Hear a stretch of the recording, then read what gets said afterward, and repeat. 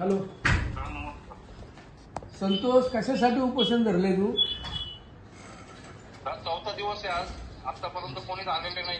नाही, आता तू नाशिकला आहे, आम्ही मुंबईला आहे. यायचं म्हणलं तर आलो असतो, पण तुझं काय मागणी आहे उपोषणासाठी? दादा, माझी तीच मागणी तिथे अतिक्रमण काढण्यासाठी की आजपर्यंत किती कामगार मेलेले याच्यामध्ये, याचा सुद्धा त्यांच्याकडे हिसाब नाही. तुमच्याकडे मी न्यायाची अपेक्षा करतोय की मला न्याय द्या आणि अतिक्रमण संदर्भात कारवाई करायला लावा. तू आम्हाला मला वाटतं पत्र दिलेलं आहे ना तुझं? हो, दिलेलं ज्या ज्या मागण्या आहेत त्या सर्व दिलेलं आहे मी.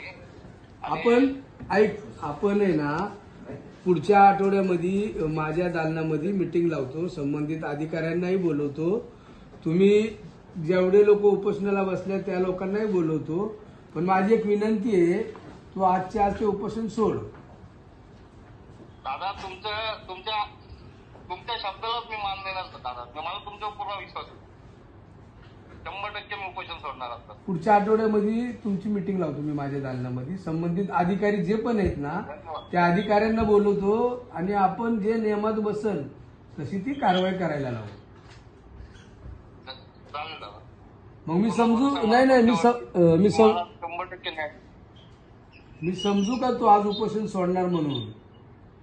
आता जवळ असतो तर मीच क्लासमध्ये काहीतरी तुला सरबत बिरबत दिला असता. नाही दादा, तुमच्यावर विश्वास आहे. मी एक मजुराचा मुलगा आहे.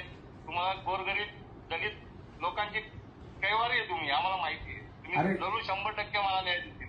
मी पुढच्या आठवड्यात, तू आता उपोषण सोड, पुढच्या आठवड्यात ये. मी पुढच्या आठवड्यामध्ये तुला माझं पत्र पण देतो, संबंधित अधिकाऱ्याला बोलवूनही घेतो आणि जे काही तुझ्या मनात शंका, कुणावर कारवाई काय करायचं जे असेल ना, ते आपण तुझ्या सारखं तुझ्या इच्छेनुसार ती कारवाई करू आपण. चालेल. ठीक आहे? सोडतो. ठीक आहे. नमस्ते.